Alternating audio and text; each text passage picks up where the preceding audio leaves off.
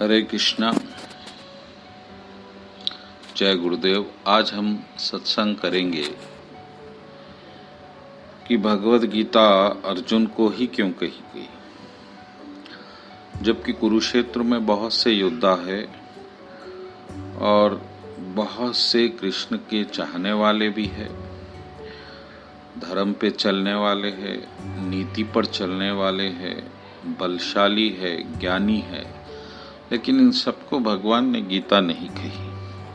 अभी आप ध्यान दीजिएगा कि वहीं पर युधिष्ठिर जी है, भीष्म जी है और द्रोणाचार्य जी है, भीम है, लेकिन भगवान इन सबको नहीं कह रहे हैं कि आप आइए और गीता सुनिए।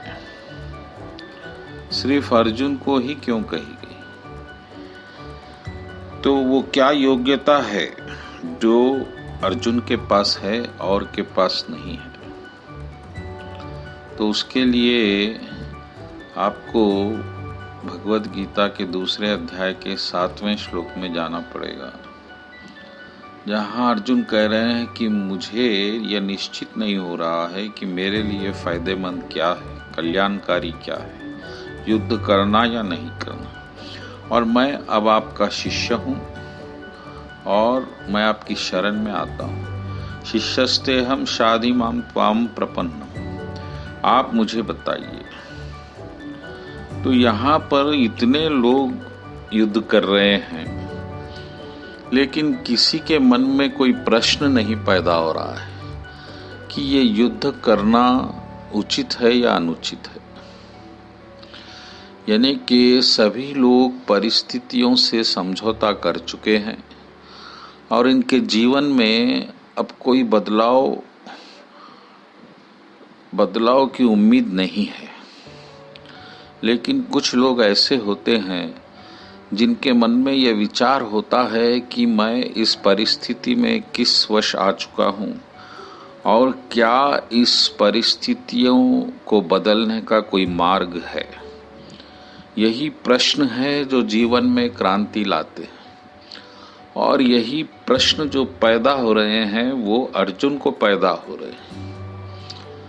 और प्रश्न पैदा होना ही काफी नहीं है, उस प्रश्न का समाधान ढूंढना भी एक योग्यता है। और क्योंकि कृष्ण जैसे महान ज्ञानी तत्वदर्शी स्वयं भगवान अर्जुन के सामने है, तो अर्जुन यह उचित समझ रहे हैं कि इस वक्त इस परिस्थितियों की अवलोकना की जाए और इससे प्रभु से उचित मार्गदर्शन पाया जाए।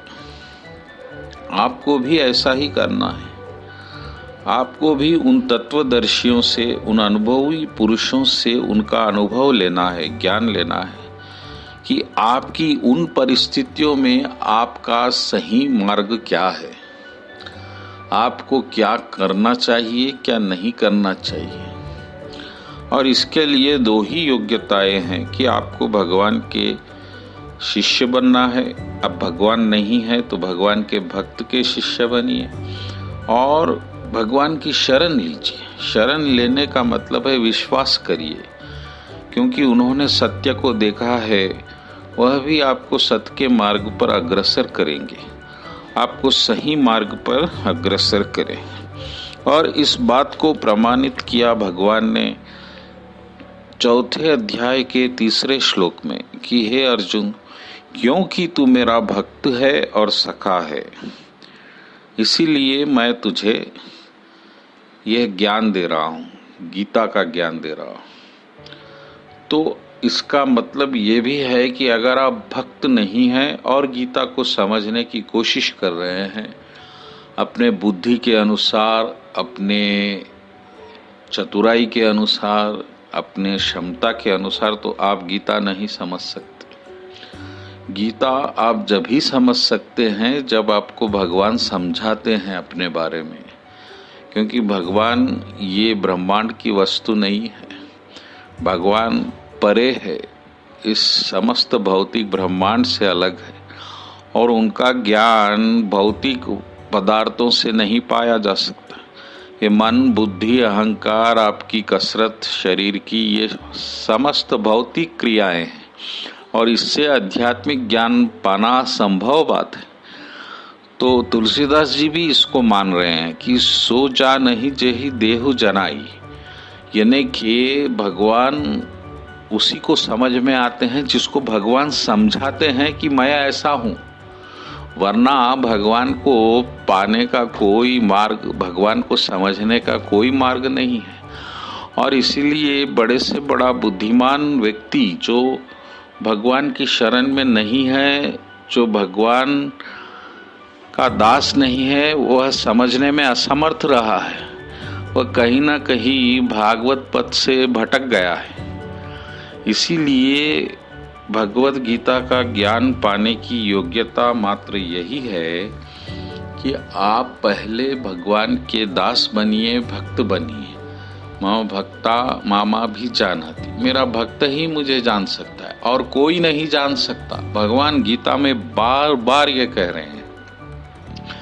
इसीलिए आपको गीता के तत्व का, ज्ञान का आनंद लेना है, अपने जीवन को सफल, शांतिमय, सुखमय बनाना है, तो आपको पहले भगवान का शिष्य बनना होगा और फिर भगवान की शरण लेकर गीता का अध्ययन करने से आपको तुरंत लाभ हो जाएगा।